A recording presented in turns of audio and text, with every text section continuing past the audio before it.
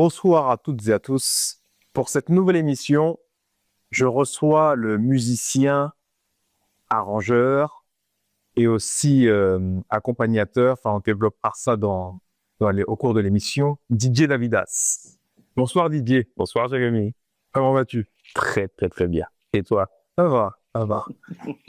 Tu m'as dit qu'on est à la maison. Oui, mais bien sûr, on est à la maison. Et voilà.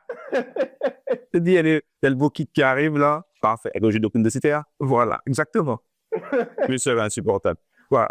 Tout le monde consomme. Donc, comment vas-tu, Dé? Bien. Très bien. Fraîchement, mais bien. Le week-end s'est bien passé? Ouais, le week-end répète.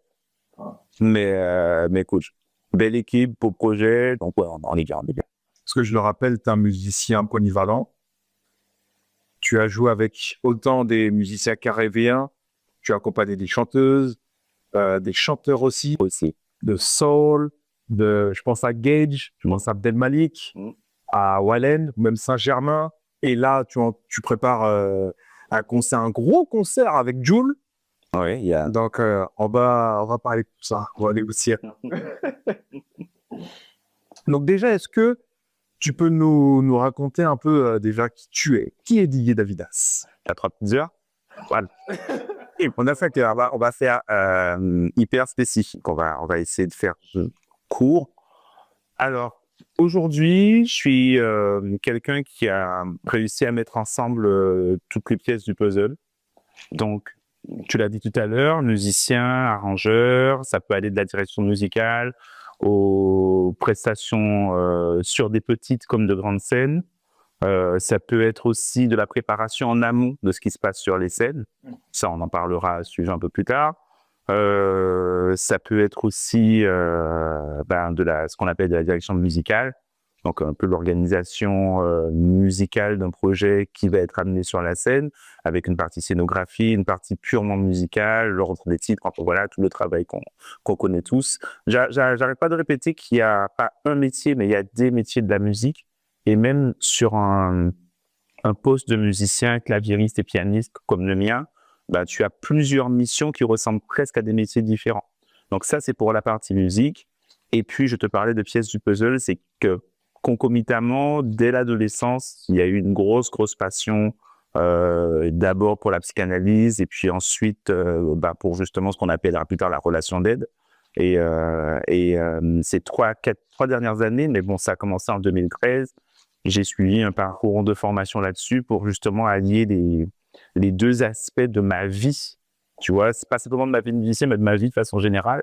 Et ça aboutit à un métier d'accompagnant. Donc, accompagnant artistique sur scène et en studio, mais aussi accompagnant dans le cadre de la relation d'aide, coaching, mais pas que, pour justement des artistes, mais pas que. Oui, parce que c'est vrai que tu es quelqu'un de polyvalent qui travaille avec différentes personnes. Poly, oui. Poly, c'est important. Ouais. Valent, probablement. Ouais. Mais polyvalent, apparemment, oui. Oui, parce que c'est vrai que je te vois sur beaucoup de projets, sur du jazz.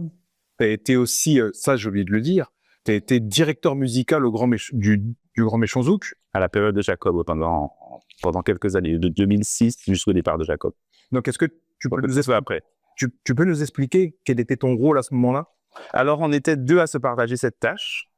Donc, le Grand Méchant Zouk, bon, tout le monde sait ce que c'est. C'était le projet de Jacob sur une base d'une partie des musiciens de Kassav et d'autres musiciens. Donc, Frédéric Caracas en était les bassistes historiques. Il y avait pas mal de monde. Mario Canon, j'en ai fait partie. Ronald Ribinel. Beaucoup de musiciens sont passés. C'est une institution, finalement.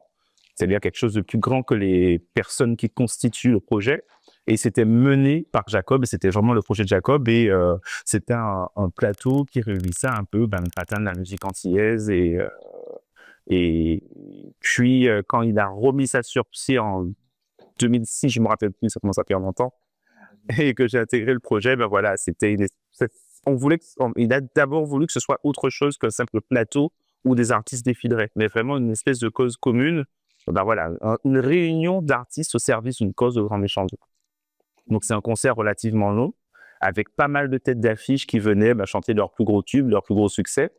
Et puis, progressivement, Patrick Boston et moi-même, on a proposé à Jacob de l'aider, parce qu'il gérait plein de choses. Il gérait les artistes invités, le côté business, le côté artistique, le côté musical. Il engageait la direction musicale et ça faisait beaucoup, sachant qu'il est lui-même musicien sur scène et aussi chanteur.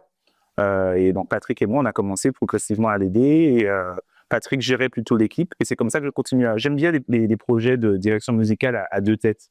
Avec Patrick, c'était ça. Il avait la gestion de l'équipe et moi, vraiment, la gestion, un peu de scénographie, concevoir le concept, que ce soit pas simplement des morceaux qui s'enchaînent comme ça, mais qui est vraiment une ligne directrice, un fil rouge, un fil directeur, une cohérence dans le projet, des mouvements, quelquefois des tableaux, pas d'ailleurs, mais vraiment construire les arrangements, une intro de concert, une fin de concert, quand il y a vraiment j'ai pas d'autres mots, une ligne directrice sur le concert.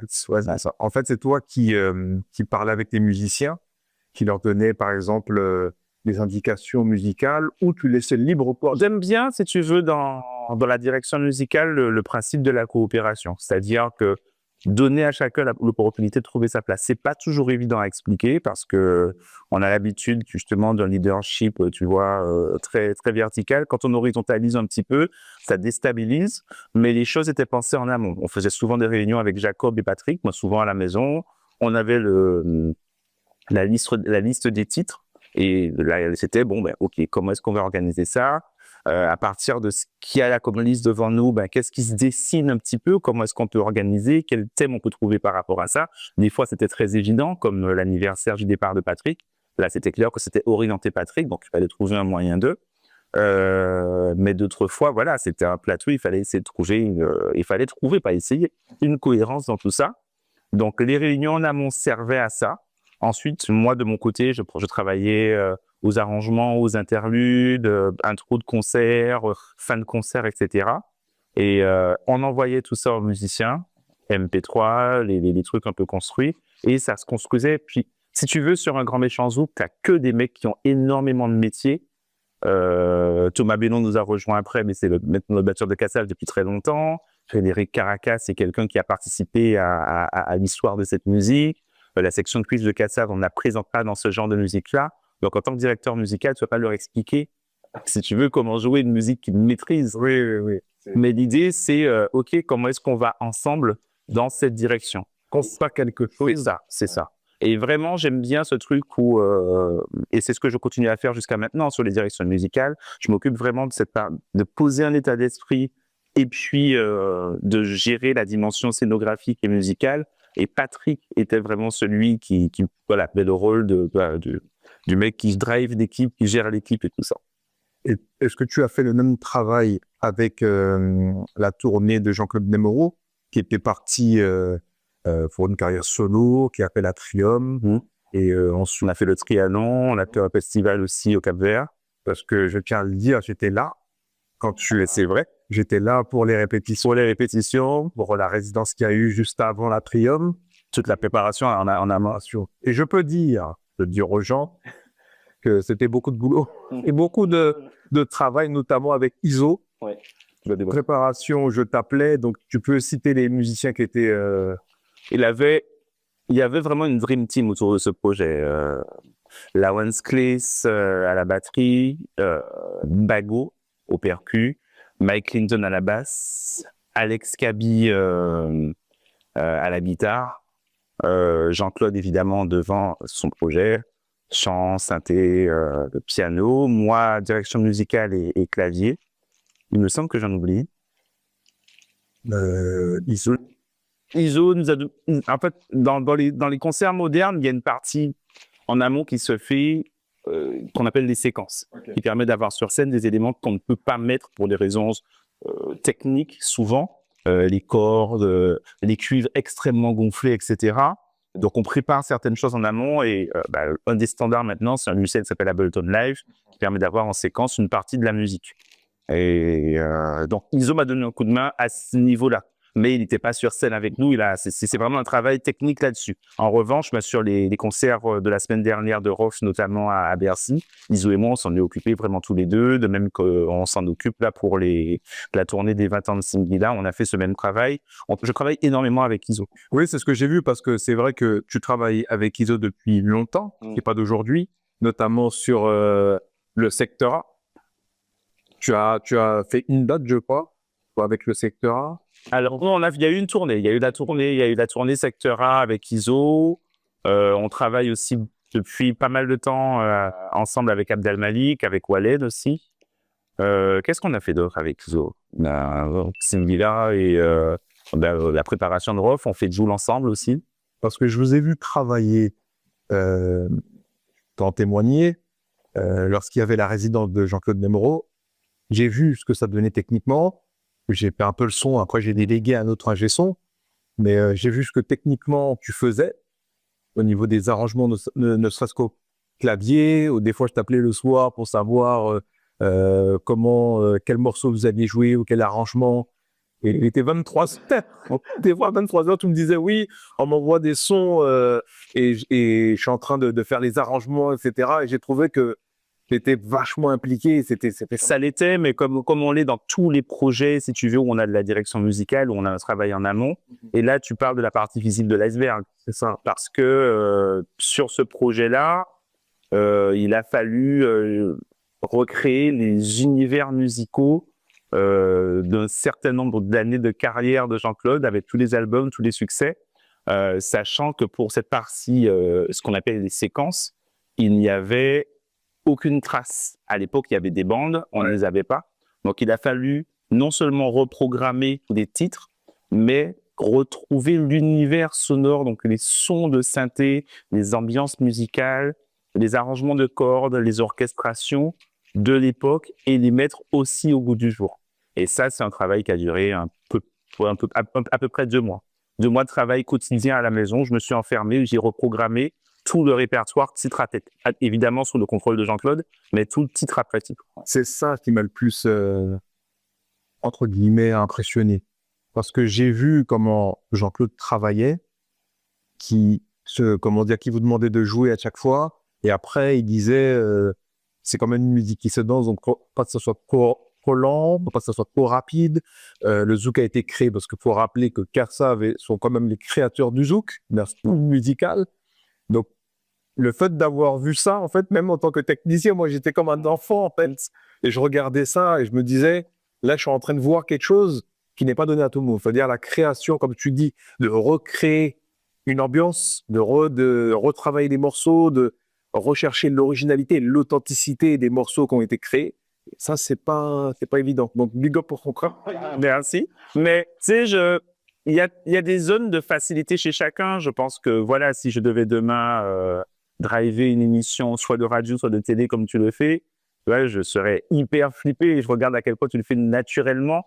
On a des zones, si tu veux, dans lesquelles on est à l'aise parce qu'on aime ça, parce qu'on a cultivé un savoir-faire, on a cultivé des compétences, on a une expérience là-dessus et finalement, c'est quasi naturel de faire ça. Et ce dont tu parles en termes de processus de création, en tout cas pour la scène, pour le concert, c'est une des choses qui me lie avec ISO, c'est qu'on a le souci de respecter l'univers musical des artistes pour qui on travaille. C'est ma vision de la direction musicale. C'est-à-dire qu'il y a des effets de mode où tu vois, tu auras des modes musicales à chaque période. Et je ne dis pas que c'est facile, il faut savoir le faire. Bien sûr. Mais on peut vite être tenté d'imposer un style parce qu'on a une couleur en tant que musicien ou en tant qu'arrangeur, en tant que DA, ou alors parce qu'il y a un truc à la mode. C'est facile de se dire qu'on peut aller vers ça, même si effectivement d'autres ne feraient pas le faire aussi bien. Mais une autre vision, comme on l'a avec ISO, c'est de se dire, OK, on va essayer d'analyser l'univers de la personne, le projet de la personne, parce qu'il peut y avoir un décalage entre le moment où tu as créé ton univers musical en tant que musicien et puis le moment où tu veux l'exprimer sur scène. Et mon rôle, c'est aussi de faire accoucher ces idées-là. Qu'est-ce que tu as envie de raconter? Qu'est-ce que tu as comme matériau à la base? Et comment est-ce qu'on va le raconter? Et je veux te proposer des choses, sachant que toi, en tant que musicien, tu auras toujours le final cut. Ça reste ton projet. Moi, je suis au service de ça. Et c'est le travail qu'on a fait avec Jean-Claude, mais c'est aussi le travail qui se fait dans la gestion des musiciens. Alors, je n'aimais pas la direction musicale, c'est Jules qui s'occupe de ça, mais il y a 2 scénographes, il y a Jules qui a vraiment la main mise sur son truc, mais ISO, même dans la gestion des musiciens, quand on répète, on peut être tenté de faire plein d'arrangements, tu vois, bien barrés, mais on garde en tête que non, c'est au service d'un certain type de musique, avec, si tu veux, les codes de cet artiste-là. Singila, ça a été des discussions avec Singila et son manager, des discussions relativement longues au téléphone pour cibler vraiment ce qu'ils avaient en tête, surtout quand tu as des ratisses un peu larges de point de vue esthétique. Comment est-ce qu'on va trouver une unité dans tout ça et qu'est-ce que je vais te servir moi dans les arrangements? Donc là, sur Singila, on est typiquement dans R&B des années 2000, etc., R&B français, mais avec plein d'autres codes. À l'époque, j'ai eu la chance aussi de participer à ces projets-là en studio, avec notamment Sully Wax, avec qui j'ai travaillé pendant très longtemps. Gros big up à Sully. Mais vraiment une légende de l'histoire des musiques urbaines en France. À l'époque, il y avait énormément de budget pour les albums. Donc, je me rappelle que on créait des parties de cordes, on envoyait les sessions et ça revenait avec de vrais arrangements, avec de gros enregistrements en studio, des vrais orchestres, etc. Pareil, comme pour le plan de numéro, quand il s'est agi de préparer les Olympiades de Singila, on n'avait plus tout ça. Donc, il a fallu que je reprogramme chez moi tout cet univers-là. D'un côté, le reprogrammer et respecter l'ambiance, l'univers originel, tant d'un point de vue orchestral que des sons de synthé de l'époque, etc. Et en même temps, en prenant en compte le fait qu'on était en 2024, on n'est pas encore en 2025, qu'on était en 2024, et qu'il fallait que ça reste au bout du jour. Et c'est vraiment comme un cuisinier ou comme un mec qui prépare un cocktail, finalement. C'est trouver le juste milieu, où mettre ton curseur ou quels ingrédients mettre pour que tu sois dans un respect de l'esthétique et de ce que veut exprimer l'artiste au service de qui tu es, parce que c'est un truc à ne pas oublier. Et puis, d'un autre côté, ton savoir-faire, tes skills et comment est-ce que tu vas le faire et le rendre fidèle à ce que tu es finalement. Donc, c'est un juste milieu. Je voulais revenir sur Sully Wax parce que on est passé rapidement dessus, mais rappelons que Sully B est quand même un ancien rappeur qui vient d'un groupe qui s'appelait il y a le Little MC. Donc, rappelons que voilà, il est avec ce groupe-là qui a été formé dans les années 80. On fait pas mal de morceaux cartonnés. Ouais. Et puis après, il est devenu producteur. Acteur majeur de la scène hip-hop française. On est d'accord. Danseur, donc b-boy, producteur, chanteur, producteur au sens américain du terme, c'est-à-dire pas simplement beatmaker, mais réalisateur. Il a aussi participé et a été à l'origine du phénomène Wallen. On a fait plein de projets ensemble. Il y a l'album de Singila, l'album de Cherif Hanouna aussi. Il a touché à plein de choses, à la pop urbaine, il a été précurseur dans énormément de choses et il est encore, c'est vraiment un visionnaire, quelqu'un pour qui j'ai un énorme respect. Je crois que c'est aussi ça, tu parlais de mon parcours, c'est la chance d'avoir des rencontres magiques. Des gens qui sont non seulement des visionnaires, des précurseurs dans leur domaine et qui ont surtout une identité forte, assumée et c'est quelque chose de fondamental pour un artiste. Je travaille sur l'identité. Je pense que c'est pas pour rien que ces activités de relation d'aide, coaching sont importantes pour moi. C'est que j'ai vu à quel point ça peut être important pour les artistes que j'ai accompagnés, mais même pour les musiciens qui sont derrière. Être au clair avec qui on est permet d'être tranquille avec l'idée d'être au service d'eux et de se mettre de côté. Et pour les artistes dont je parle, que ce soit Sully, que ce soit Saint-Germain, que ce soit l'expérience avec Kassav, Jacob, surtout Jacob, Jean-Claude aussi, ce sont des gens qui ont une vision assez claire de qui ils sont, de ce qu'ils ont amené, et ça devient non seulement facile, mais hyper enrichissant finalement de travailler avec eux. Alors, j'ai deux questions. Je t'en. Là, tu m'as devancé, je suis en pas mal de choses. Attends, Sam. Là, tu m'as devancé. Donc, j'allais te parler de Saint-Germain, mais j'allais te poser une question sur ses influences, mais t'es rentré dedans. Donc, déjà, avant de poser la question sur quelles ont été tes influences musicales, tu as participé pendant 25 ans, tu as joué avec Saint-Germain. Donc, est-ce que tu peux expliquer qui est Saint-Germain et quel était ton rôle dans ce groupe? Alors, Ludovic Navarre, Saint-Germain, c'est un des acteurs majeurs, pionniers de ce qu'on appelle la fun touch. C'est un producteur au sens encore musical du terme, c'est-à-dire qu'il fait de la musique, il crée de la musique au sens anglophone du terme. Il a mis de côté des platines pour créer un univers où il va mélanger des musiciens et de la musique qui mixe. On est sur de la deep house, Et moi, je l'ai rencontré à ma deuxième année à Paris, je terminais mon école, la Billy Vance Piano Academy. Ah, tiens, Bernard n'est plus là, mais voilà, grosse force pour Bernard et pour Samy. Je faisais un remplacement. Je remplaçais souvent Thierry Vaton dans des groupes, alors je ne sais plus à quel groupe j'étais. Et un des musiciens, donc compétistes, faisait partie de l'équipe de Ludovic. Saint-Germain, c'est pas un groupe, ça fonctionne comme un groupe.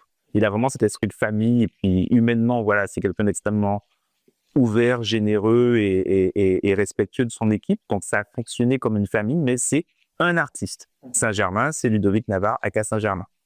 Et il a fait pas mal de choses avant cet album qui a été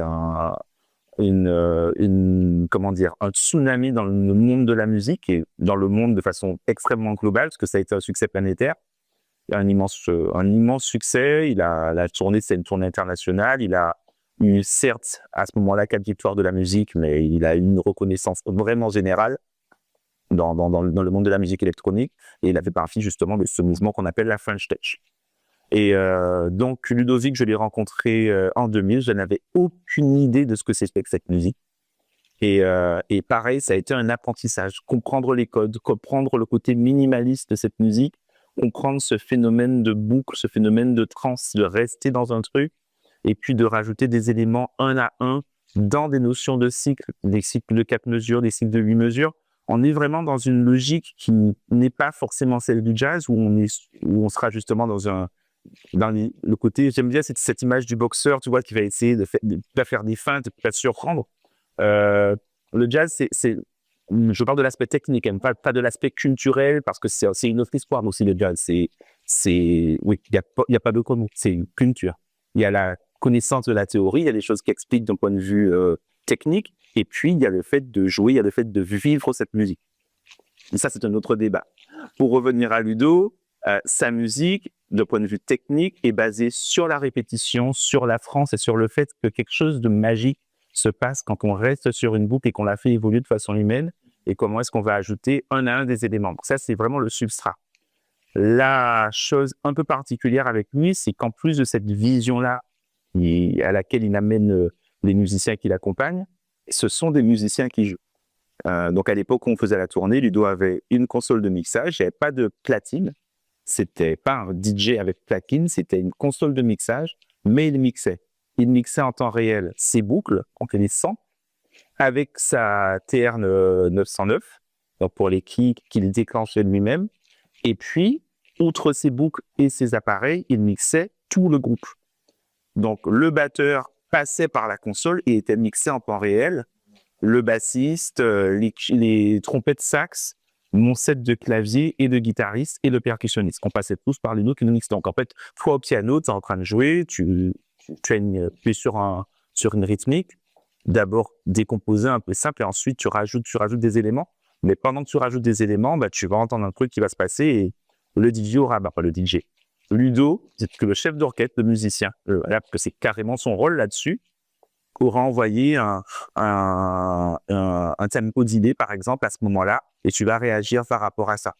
Et c'est génial, non seulement à vivre, à comprendre comme style musical, ça rend extrêmement humble.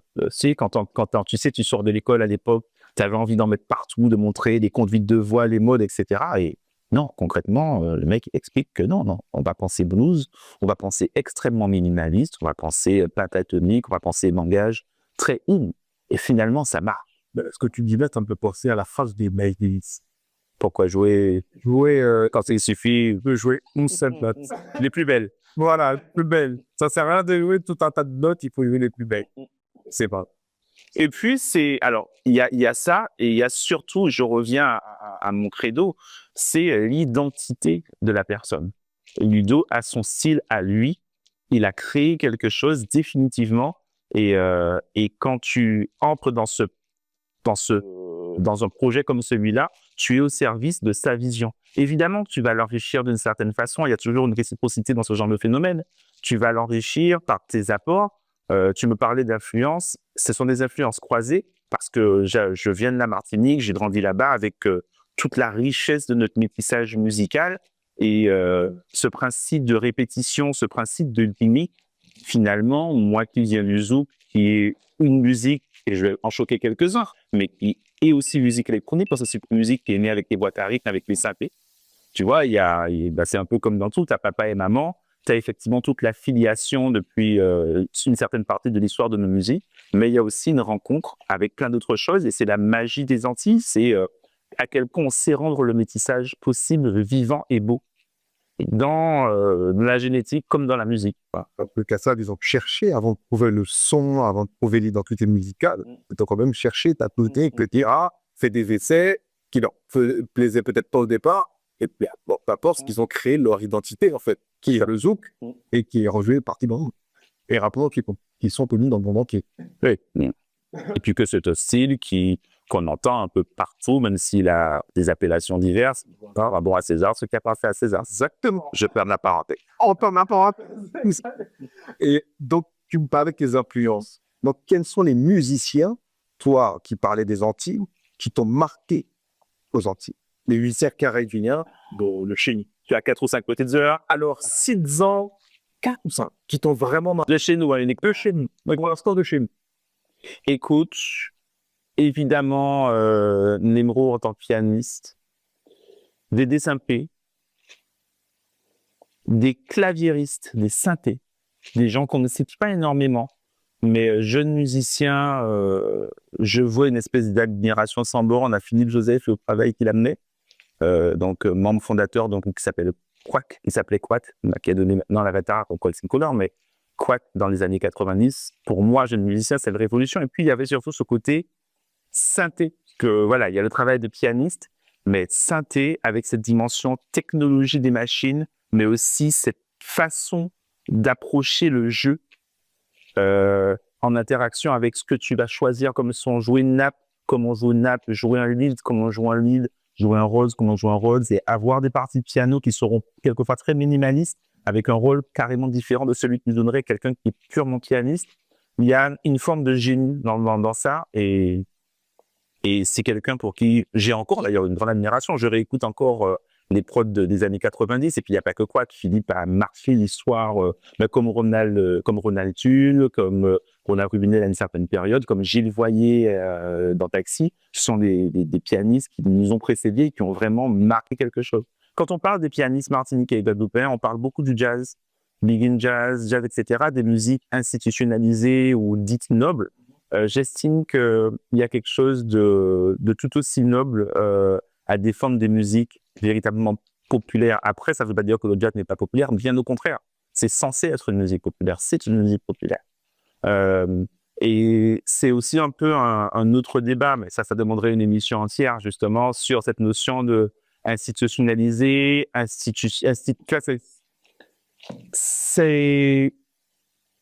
on a tendance à confondre les musiques dites savantes et à pas le confondre, mais à opposer savant et populaire. Et d'ailleurs, on ne parle pas de populaire, on parle souvent de commercial. Alors que justement, populaire, c'est peut-être le mot qui rassemblerait tout. Et ça, et quand tu parles du jazz, qu'est-ce que le jazz représente pour toi? Écoute, cela dit, on n'a pas fini avec les musiciens qui m'ont, tu vois, il y a Daniel Marie Alphonsine, et puis, tu vois, Marc Elmira, qui a été un grand frère musical et bassiste, qui a accompagné l'idée pendant très longtemps. Enfin, voilà, il y a énormément de musiciens connus et moins connus. Mais bon, pas de parenthèse, et on va sur l'histoire du jazz.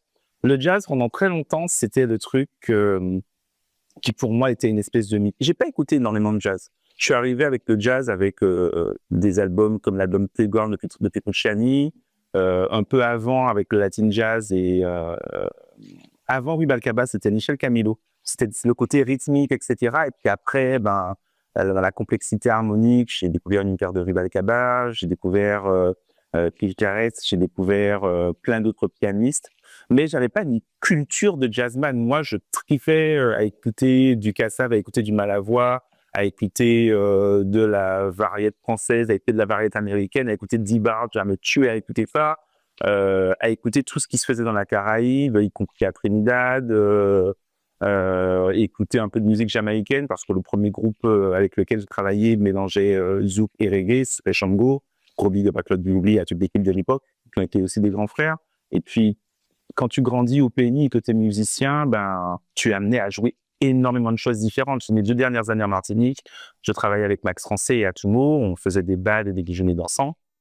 Et en gros, on peut danser des gens sur tout ce qui se fait dans la Caraïbe et ailleurs. En gros, tout ce qui s'entend à la radio quand tu es aux Antilles. Petites Antilles françaises, petits morceaux de France dans la Caraïbe, avec une identité, une histoire et une culture forte.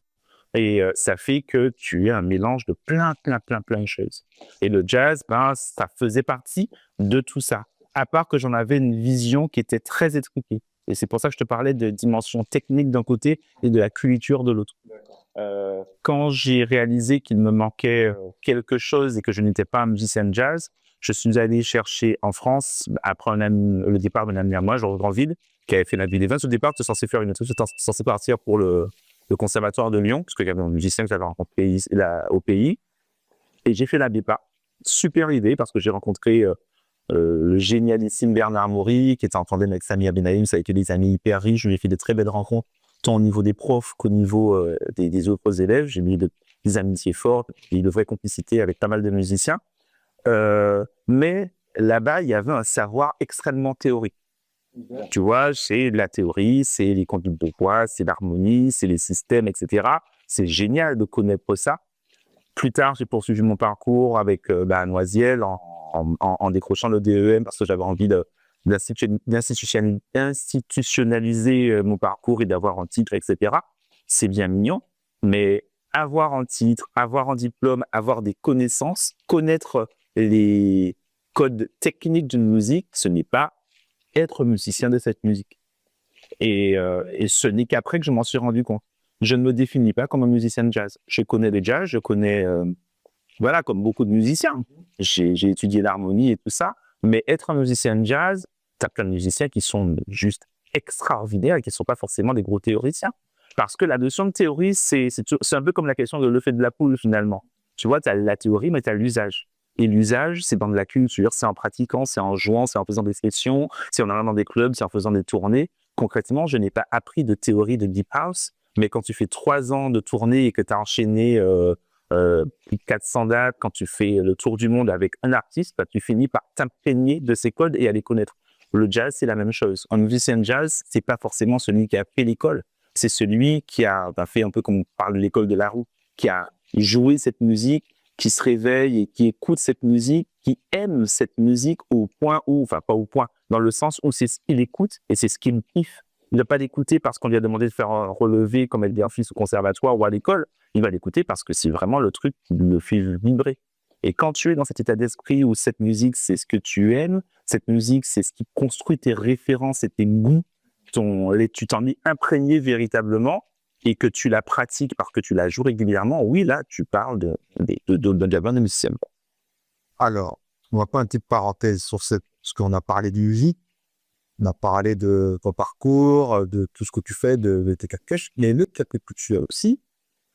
Tu fais, je ne sais pas comment je vais introduire ça, mais tu fais de la relation d'aide et du coaching qui t'aide dans l'accompagnement des artistes, dans l'atteinte d'objectifs et de résolution de problèmes. Alors, est-ce que tu peux nous expliquer succinctement en quoi consiste ton rôle? Ok.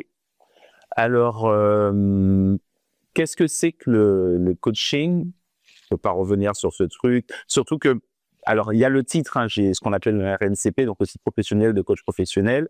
Ça, c'est histoire de dire qu'il y a un titre et que surtout ma pratique n'est pas dangereuse, parce que c'est un terme qui est hyper galvaudé. Parce qu'il y a 12 milliards de coachs, il y en a qui sont très très bien, on peut y aller bien. Mais un coach sportif ou un coach vocal, ce n'est pas un coach dans la relation d'aide.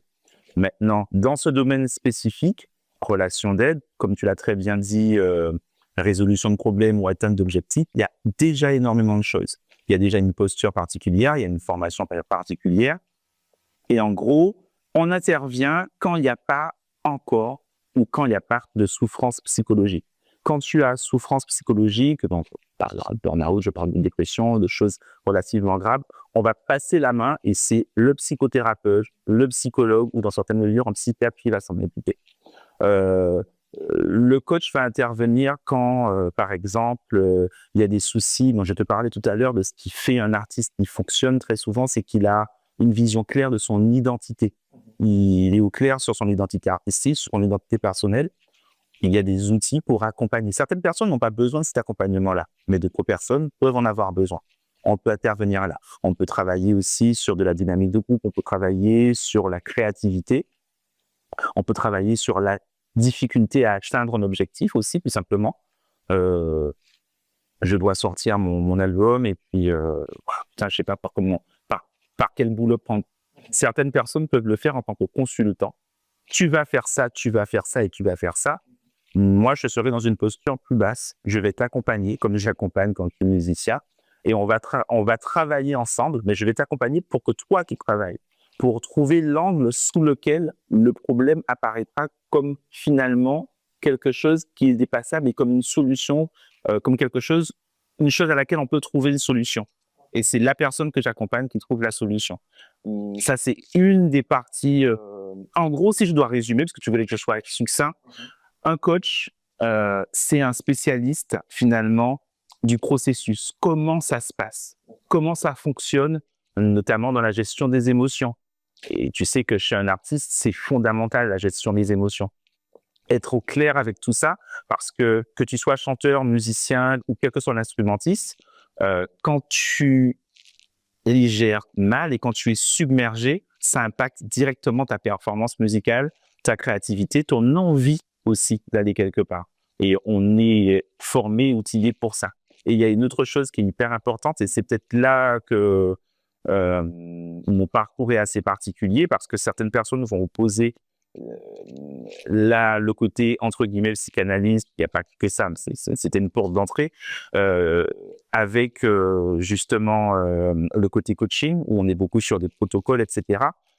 Je pense qu'il y a une forme de curseur et en fonction de la problématique de la personne qui sera face à moi, je serai plutôt sur l'écoute et ok, certaines personnes ont besoin de se dire pour pouvoir prendre un peu de distance et voir un petit peu ce qui se passe.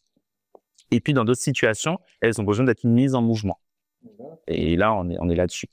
Ça, c'est un des aspects. L'autre aspect, et c'est vrai qu'il y a beaucoup de choses à raconter là-dessus, dans le parcours de formation, c'est aussi l'approche rogerienne parce que il y a eu une formation de Nantes, un diplôme universitaire de formateur d'habiles, mais qui est vraiment sur l'approche rogerienne et sur à centrer sur l'apprenant. Mais si tu veux poser plus de questions, vas-y, mais je ne veux pas non plus déborder et parler Tu nous expliques, parce que je sais que tu as plusieurs casquettes, donc c'est bien aussi que les personnes qui vont nous regarder puissent comprendre un peu qui tu es, même les personnes qui pensent te connaître aussi, découvrent que tu as la casquette de musicien, mais que tu es aussi dans le coaching. C'est important de le rappeler. En gros, dis-toi que ça peut être comme une forme de prévention. En gros, là où ça va être intéressant de travailler avec quelqu'un qui t'accompagne, pour ne pas relation d'aide plus que coaching, c'est que ça peut t'éviter d'aller justement dans la souffrance psychologique. D'accord. C'est un des intérêts. Ce n'est pas le seul, mais c'est un des intérêts. C'est-à-dire comprendre comment les choses se passent en moi. Pourquoi est-ce qu'à ce moment-là, je me sens moins bien qu'à d'autres moments? Et comment est-ce que je peux faire pour optimiser ces moments où je me sens mieux? Comment est-ce que je peux faire pour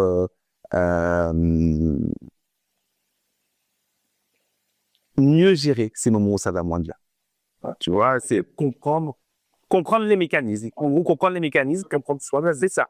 Et à ce moment-là, ça peut être mis au service de mon travail sur mon identité en tant que musicien, de ma gestion de mes émotions avec les gens autour de moi, les techniciens, les autres musiciens, les productions ou même quand je suis en autoprod. Il y a plein de choses possibles. Et là, je ne te parle que des artistes. Évidemment, ce sont des sujets qui peuvent toucher tout un chacun. Après, mon expérience fait qu'effectivement, il y a une espèce d'expertise par rapport au fait que je suis musicien depuis une trentaine d'années. Mais c'est une formation qui est beaucoup plus large, même. On va parler un peu de ton actualité ici. Oui. Ça fait partie de la coupe. Parce que tu vas monter un quintet. Ouais. Parce que tu n'as pas un moment où tu dois mettre un projet. Non. Alors, non, c'est pas non. Le projet est monté et existe depuis un moment, mais sur très, très peu. Voilà. Donc là, tu m'avais dit que tu allais monter un quintet. Enfin, les quintet est déjà monté, mais qu'il y avait un concert qui était prévu pour le mois de juin, c'est pas. C'est ça, le 7 juin. Alors, c'est le festival Urkan Jazz. C'est un petit festival, mais vraiment sympa, avec des gens hyper passionnés, bienveillants. Et le 7 juin de cette année. Et le projet que je vais présenter, c'est le projet Chemin Croisé que j'avais proposé il y a une vingtaine d'années à l'Atrium, puis que j'ai représenté à Trinité un peu plus tard à Trinité. À nouveau à l'Atrium, ça fait 3 ans. À l'époque, c'était en trio, donc avec Clarence Clace et Sullivan Rino. Là, ça sera avec une équipe un peu différente, en quintette et non pas en trio. En fait, concrètement, c'est un quartet plus 1. C'est-à-dire que c'est quartet avec un invité qui viendra sur certains titres. Et le principe est un peu... C'était une espèce de pied de nez à l'époque, mais j'aime bien l'idée parce que c'est encore un travail sur l'identité. C'est que, justement, quand l'Atrium m'a invité la première fois à venir faire 3 pianos consacrés Queen, je crois que c'était ça le projet de l'époque, j'ai pas voulu venir en énième pianiste de jazz parce que, justement, pour moi, cette culture-là, je l'avais pas.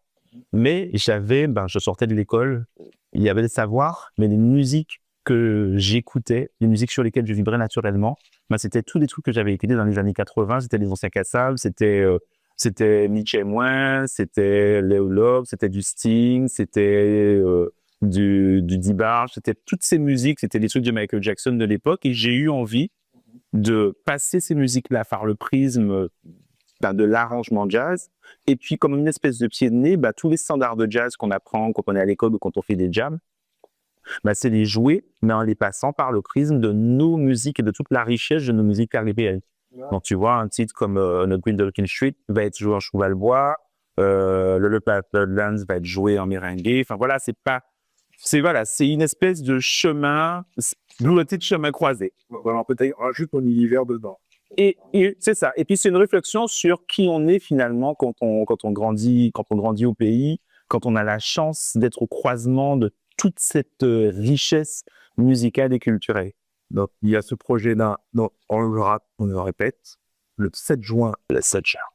C'est où c'est à... Alors je crois que c'est à Lizy-sur-Ourcq. Le festival c'est Urkan Jazz. Okay. Mais je pense qu'on restera en contact. En termes de réseau, je te donnerai les indications plus précises. Okay. Mais en tout cas, la date, oui, c'est le 7 juin et c'est dans le 77. Ok, donc ça c'est dit. Ouais. Il y a une tournée XPK au mois de mars. Au mois de mars, on a un mois très dense avec XPK. On a une tournée un peu sur toute la France. On est dans pas mal de villes. Malheureusement, j'ai pas le calendrier en tête, j'ai pas les dates. Mais on passe pas mal de festivals. On a 1 ou 2 dates, peut-être même 2 ou 3 dates en Île-de-France. Ouais. On a des dates à Marseille, on a des dates à Colmar, on a quelques dates. La Sony, je pense, te donnera plein de feuilles dessus. J'ai malheureusement pas le recadré. Ah, tu l'as. Je crois que j'ai une anti-sèche. Quel talent. Je crois que j'ai une anti-sèche. Regardez sur vos téléphones, parce que je note tout dans mon agenda. Il me semble... Ouais, voilà. Donc, le concert d'XPK. Donc, moi, j'ai une date le 21 mars au Canal 93 à Bobigny. Oui, on en a celle-là. Il y en a 2 autres en Île-de-France. Il y en a 2 autres. Avec tes anti-sèches magiques. Ouais. Je vois. Il y en a une autre le vendredi 28 mars à Ivry-sur-Seine. Donc, je ne connais pas le nom de la salle, je le redirai sur les réseaux, mais c'est le concert d'XPK donc à Ivry-sur-Seine le 28 mars à 19h, enfin, ouverture des portes 19h, et le vendredi 21 mars au Canal 93 à Bobigny. Est-ce que tu peux rappeler les musiciens qui jouent dans ce groupe ? Alors, à tout seigneur, tout honneur, le projet est construit autour de la rencontre de Kazé, qu'on ne présentera pas. Voilà. Là, si vous ne savez pas, allez chercher et écoutez surtout. Prenez le temps de plume incisive et juste magique et un engagement véritable, une profondeur dans la réflexion et sur la façon de poser. En fait, Kazé, quoi. C'est la rencontre donc entre Kazé, Sony et son univers, sa maîtrise des rythmes traditionnels et le mélange de ça avec le jazz, cette fusion entre le Ka et le jazz. Et puis son côté visionnaire encore, parce que c'est les arrangements du projet, la conception, la scénographie, c'est lui. Et puis c'est Liawa que tu as reçu ou que tu devras recevoir bientôt. On doit recevoir bientôt dans notre émission de radio. Voilà. Avec un soul et le dimanche. Donc l'ossature est là. Et puis autour de ces 3 musiciens, d'autres musiciens sont venus porter le rapport avec justement leur spécificité. Donc Stéphane Castry à la basse, un autre grand nom de la musique. Olivier Juste, un virtuose, vraiment. Tambouka aussi. Et puis Didier Davidas, clavier et tibois. Et là, c'est... Voilà. Sonné, Tu es là, en interview. Donc, big up à tous ces grands talents, tous ces musiciens qui viennent des Antilles.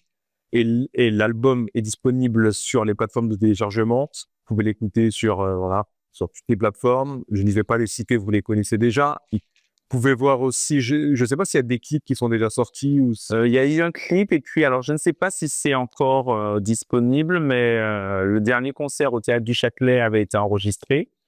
On a fait un concert au Théâtre du Châtelet qui était en replay sur France Télévisions, sur les différentes chaînes. Mais je ne sais pas si ça l'est encore. C'est resté quelque temps. Alors, j'ai déjà dit les dates. Mais on les redira sur les réseaux. Enfin, c'est pas... Il y a plein d'autres dates. Hein. Là, tu as parlé des dates. Oui, il reste 2 dates. Il y a plus du effet d'acc quand le reste de la... Il y en a une en Guadeloupe aussi en mai, début mai. Donc, on le mettra sur les réseaux. Suivez XPK. Ouais, suivez XPK. On peut te suivre où? Je ne suis pas le champion du monde de la communication via les réseaux, je le reconnais. Après, c'est aussi un choix assumé. Il y a une page Instagram, le Facebook est un Facebook mi-personnel, mi-pro, donc voilà. Il y a une page en création pour les activités, relations d'aide, coaching, etc. C'est en cours. Il y a mon hashtag We Are Tupatu, peut-être de la période Saint-Germain, parce qu'on était vraiment partout.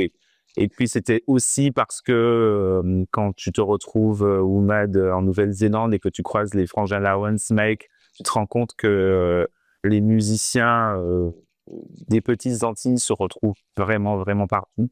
Parce que justement, il y a cette espèce de côté caméléon et cette capacité à s'adapter à plein de choses. Et ce We Are Tupatu me suit depuis pas mal de temps. Et l'entité d'accompagnement, parce que pour moi, ces choses-là ne sont pas mutuellement exclusives. C'est finalement une forme d'art. Et Carl Rogers avait cette vision-là aussi. Il disait artiste délicat de l'accompagnement. Et j'aime bien cette idée-là, quand on accompagne, de dire qu'on le fait comme on est, finalement. C'est une dimension artistique de l'accompagnement. Et donc, le hashtag et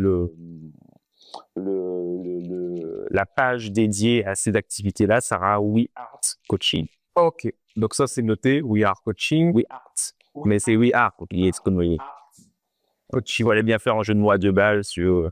Et là, on rappelle aussi que tu seras en concert, tu accompagneras avec d'autres musiciens Jul.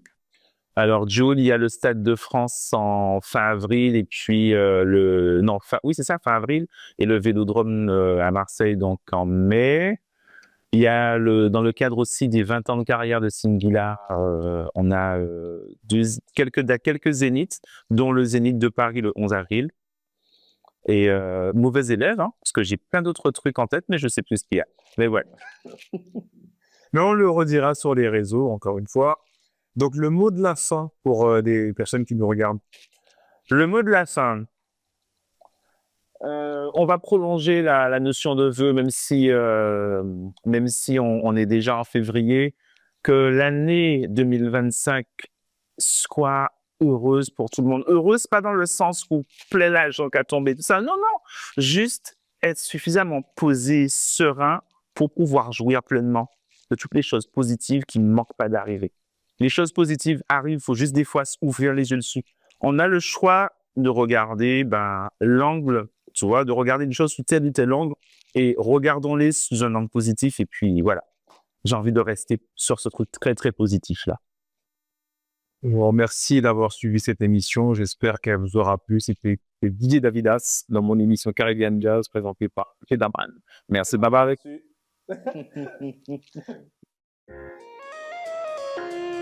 Avec